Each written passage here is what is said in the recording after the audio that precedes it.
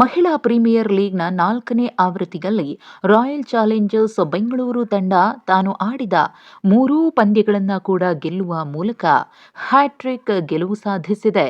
ಮೊದಲ ಪಂದ್ಯವನ್ನ ಹಾಲಿ ಚಾಂಪಿಯನ್ಸ್ ಮುಂಬೈ ವಿರುದ್ಧ ಗೆದ್ದು ಬೀಗಿದ ಆರ್ಸಿಬಿ, ಎರಡನೇ ಪಂದ್ಯದಲ್ಲಿ ಯುಪಿ ವಾರಿಯರ್ಸ್ ಅನ್ನ ಬಗ್ಗು ಬಡಿದು ಗೆದ್ದು ಬೀಗಿತು. ಇನ್ನು ನಿನ್ನೆ ಗುಜರಾತ್ ಜೈಂಟ್ಸ್ ವಿರುದ್ಧ ನಡೆದಂತಹ ಪಂದ್ಯದಲ್ಲಿ 32 ರನ್ಗಳ ಅಂತರದಿಂದ ಆರ್ಸಿಬಿ ರೋಚಕ ಗೆಲುವು ಕಂಡಿದೆ.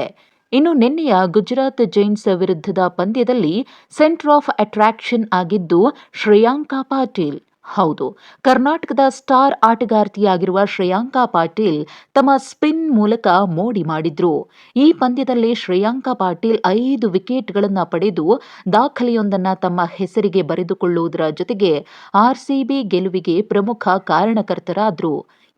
ಶ್ರೇಯಾಂಕಾ ಪಾಟೀಲ್ ಅವರು ಜಿಜಿ ವಿರುದ್ಧದ ಪಂದ್ಯದಲ್ಲಿ 3.5 ಓವರ್ ಬೌಲಿಂಗ್ ಮಾಡಿ 23 ರನ್ಗಳನ್ನು ನೀಡಿ ಅಮೂಲ್ಯ 5 ವಿಕೆಟ್ಗಳನ್ನು ಪಡೆದುಕೊಂಡ್ರು. ಅದ್ಭುತ ಬೌಲಿಂಗ್ ಪ್ರದರ್ಶನ ನೀಡಿದ ಶ್ರೇಯಾಂಕಾ ಪಾಟೀಲ್ ಇತಿಹಾಸದಲ್ಲೇ 5 ವಿಕೆಟ್ಗಳನ್ನು ಪಡೆದ ಅತ್ಯಂತ ಕಿರಿಯ ಆಟಗಾರ್ತಿ ಎಂಬ ಹೆಗ್ಗಳಿಕೆಗೆ ಪಾತ್ರರಾಗಿದ್ದಾರೆ.